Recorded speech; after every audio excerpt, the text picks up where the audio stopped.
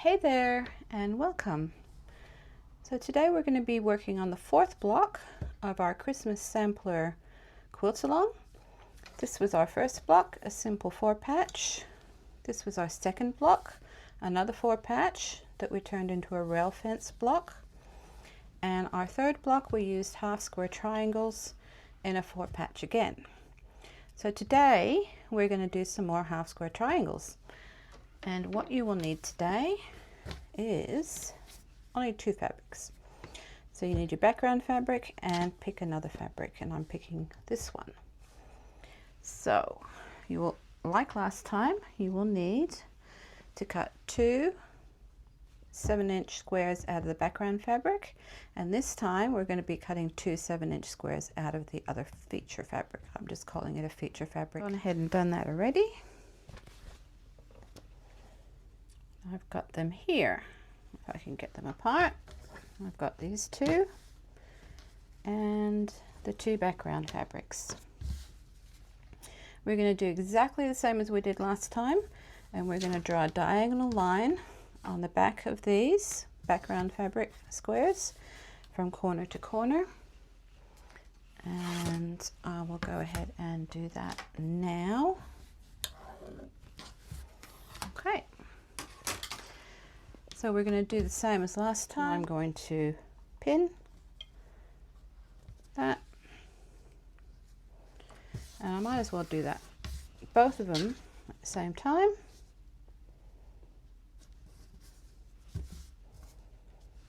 I'm going to go through this video fairly quickly because I showed you last time how to make half square triangles. So this will be short and sweet. I'm going to sew 1/4 inch down both sides. So sew 1/4 inch down, flip it around, and sew 1/4 inch on that side with both of them, and I'll bring them back to you to show you. Okay, they're done. Last time I cut these with a rotary cutter. This time I'll cut on the line with a pair of scissors,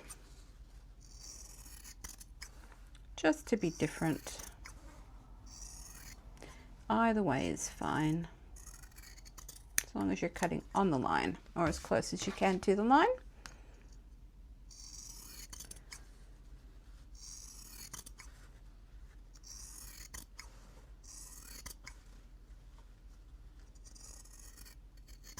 There we go.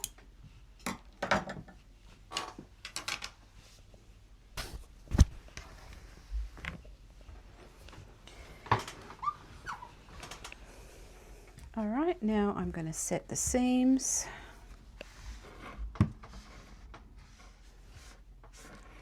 Right, now that I've set the seams, we're going to press them all towards the dark side, which is away from the background fabric and towards this tealy sort of color. I'm going to finger press and then put this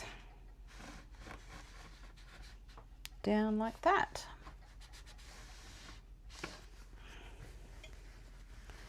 Okay, now if you remember from last time, and if you haven't seen last time's video, I'll put a link in the description. Once we've made these half square triangles, because that's what they are, I'm just going to double check that they are 6.5 inch square. And you can use a normal ruler with the 45-degree line, but you can also use, let me see if I can find it, a ruler like this, which is, this one in particular is called the Cute Cuts ruler from Laurie Holt, and it's got all these lovely lines on it, and you can sit it right on top of your block like that. Again, that needs to be lined up with the diagonal seam, and you can see that it could do with a little bit of trimming, so I'm going to use that.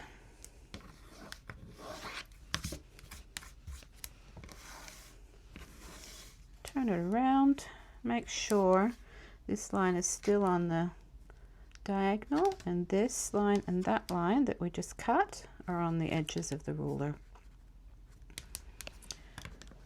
And then we can cut that way. Now you can also use, if you don't want to have buy one of these cute cut rulers, there are normal 6.5 inch rulers. Let me go and grab one for you.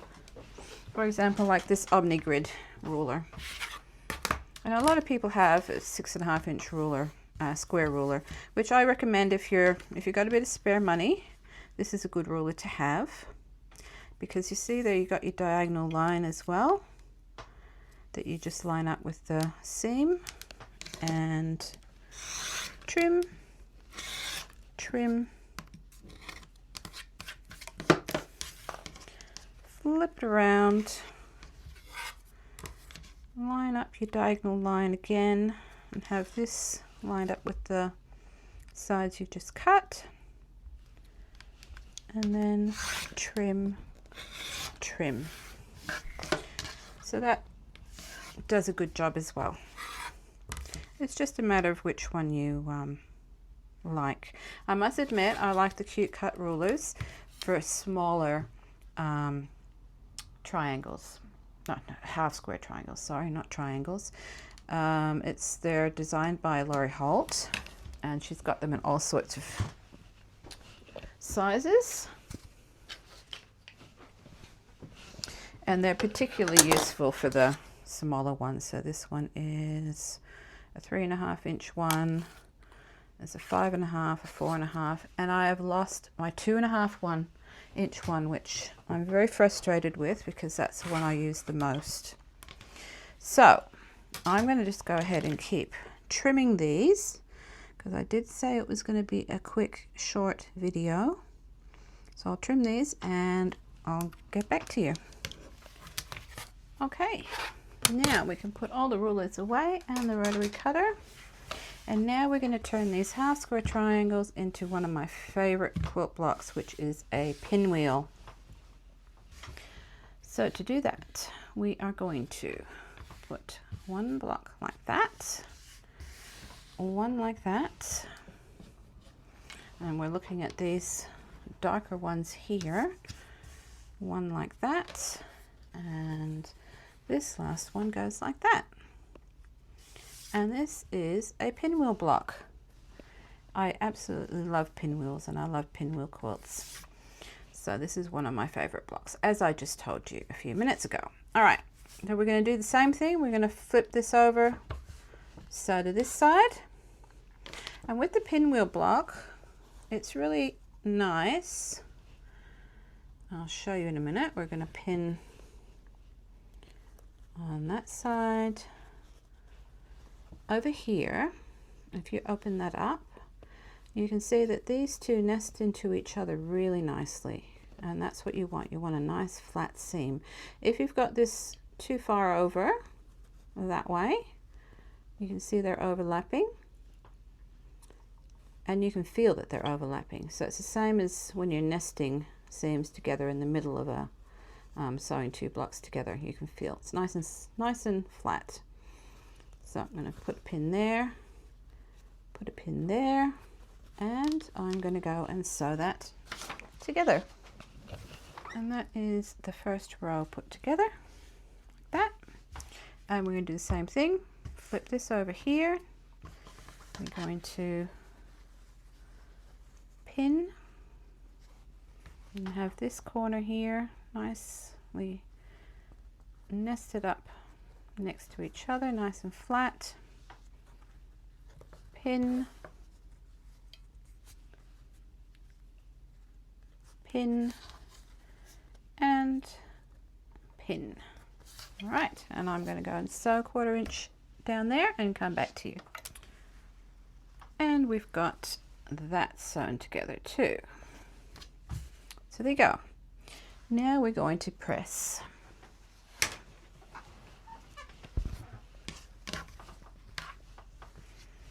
Once again, we're going to set our seams.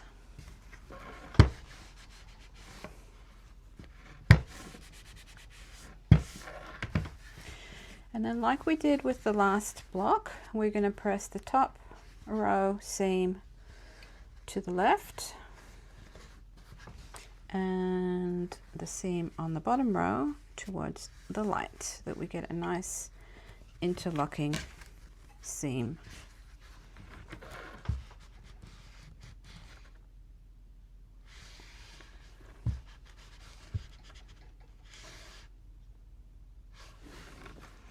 Did I set this seam? I think I did. Give it a bit more, and then we're pressing it to the right. Sometimes I find it easier to turn it around and press to the left. I don't know why, I just do.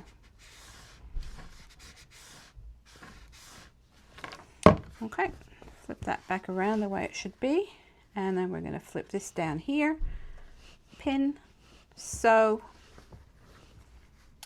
and our block is going to be done. So again, we're going to fit this nicely in the middle together, nice and flat with the seams nesting together. We're going to pin in the middle, pin on the side, pin in the middle here,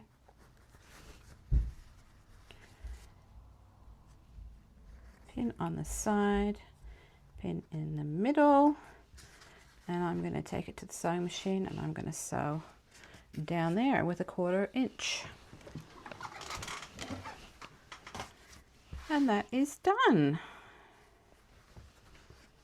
Oh, the center's pretty good. Okay, first we've got to set the seam.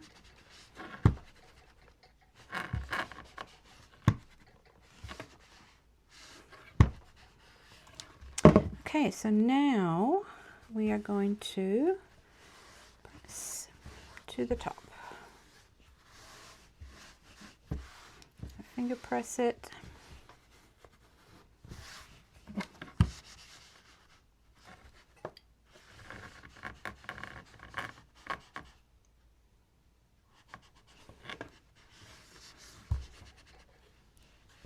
Now this is going to be pretty thick, but it'll be fine. Don't stress. And there we have our pinwheel block. This really is a fun block to make. That's what it looks like from the back. Pretty neat. And here we've got our 4th block. So I'm going to go ahead and put it on the design wall with the other ones so that you can have a look and see how they all look together, all 4 of them. Okay, here we are at the design wall, and here are the blocks, all 4 blocks we've done so far. I had to take off the other blocks that I'm making on the blog. You can go to the blog post to see how we're going with those, but these are looking quite nice together. So I'll see you again in 2 weeks' time for block number 5. Thanks for watching. Bye.